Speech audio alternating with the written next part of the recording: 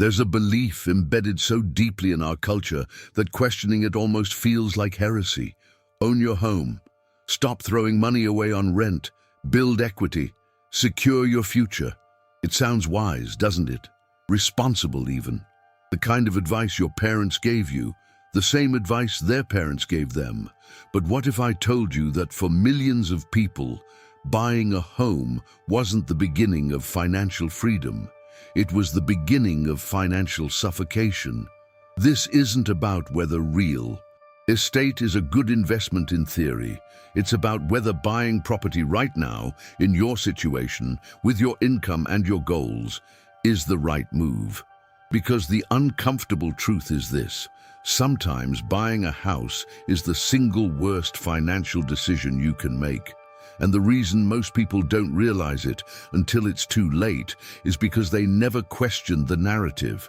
They never asked themselves, am I buying this because it makes financial sense, or because I've been conditioned to believe it's what I'm supposed to do? Let's start with the obvious. Buying a house ties up an enormous amount of your capital.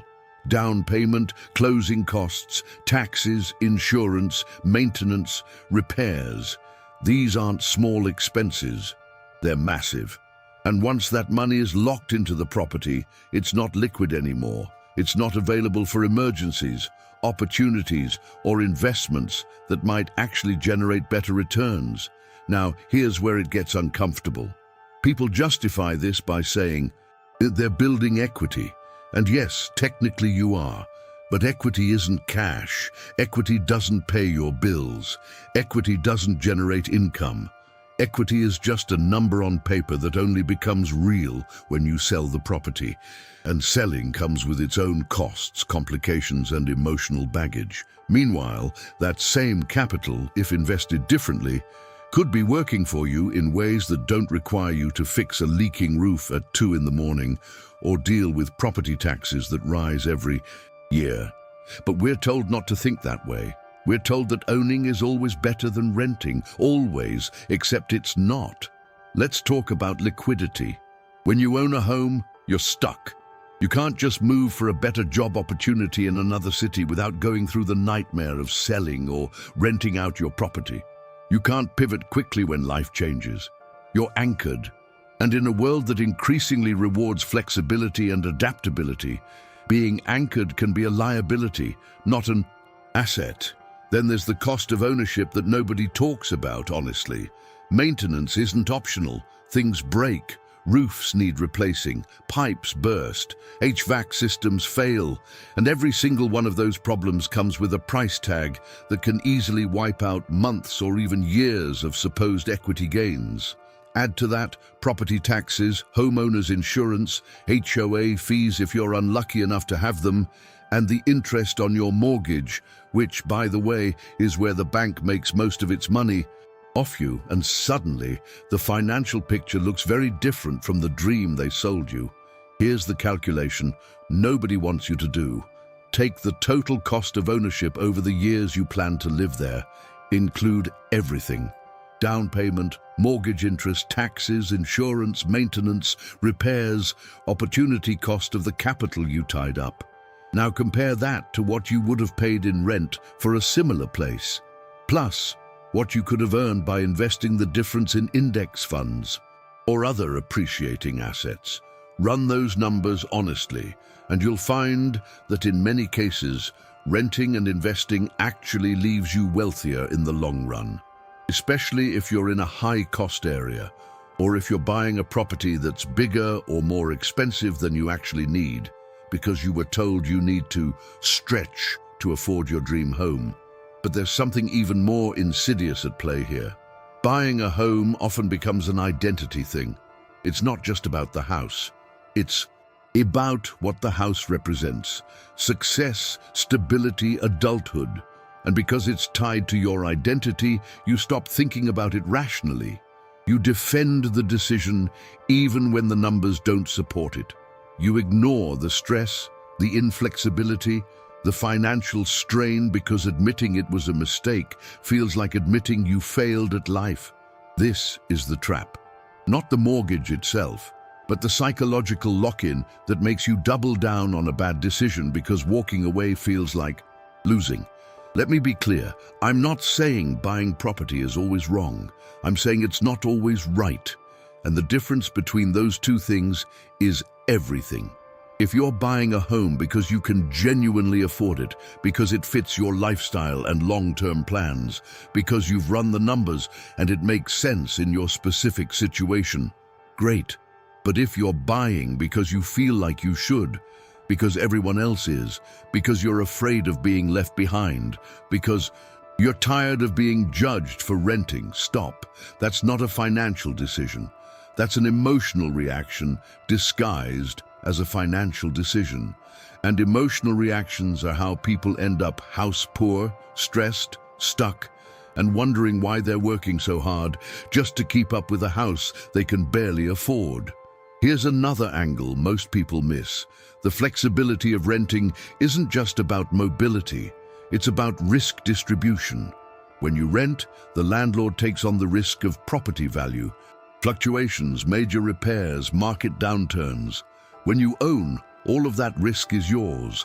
And in an uncertain economy, in a world where job security is increasingly fragile, taking on that much concentrated risk might not be the smart play. Think about it this way. If you lose your job, a renter can downsize, move somewhere cheaper, adjust quickly. A homeowner? You're stuck with a mortgage payment that doesn't care about your employment status. You're stuck with a property that might not sell quickly or might sell at a loss. You're trapped. And here's the kicker. Real estate doesn't always appreciate. We've been conditioned to believe that property values always go up, but history shows us that's not true. Markets crash, neighborhoods decline, economic conditions shift. And when they do, the people who overextended themselves to buy property are the ones who get crushed. So when does buying make sense? When you're financially stable enough that the house won't dominate your budget. When you plan to stay in one place for at least 7 to 10 years, because that's roughly the break-even point after accounting for transaction costs. When you've done the math and compared it to renting plus investing, and ownership still comes out ahead. When you genuinely want the lifestyle that comes with owning, not just the status. But if you're buying because you think it's the only path to wealth, because you're afraid of missing out, because you think renting is throwing money away, you need to rethink that. Renting isn't throwing money away. Renting is paying for housing the same way owning is paying for housing. The difference is how much you're paying, what you're getting in return, and what opportunities you're giving up to make it happen. One more thing, the phrase throwing money away on rent is propaganda. You're not throwing money away, you're paying for a service. You're paying for flexibility, for liquidity, for the ability to walk away when you need to. That's not waste, that's strategy. And if you take the money you're not spending on a down payment, mortgage interest, property taxes, and endless repairs, and you invest it consistently, you might end up wealthier than the homeowner who's been paying off a mortgage for 30 years. Because that homeowner's wealth is locked in one illiquid asset that they can't access without selling. Yours is diversified, growing, and available. But this isn't just about numbers, it's about control. When you own, you're committed. When you rent and invest, you're positioned. You have options, you have freedom. And in a world that changes fast, freedom is worth more than a deed. So here's the real question. Are you buying a house because it's the right financial move for you, or because you've internalized a narrative that was never about your best interest in the first place? The real estate industry, the banks, the culture, they all benefit when you buy. They don't benefit when you rent and invest smartly. So, of course they push the ownership narrative. Of course they make you feel like renting is failing. It's not about your wealth, it's about theirs.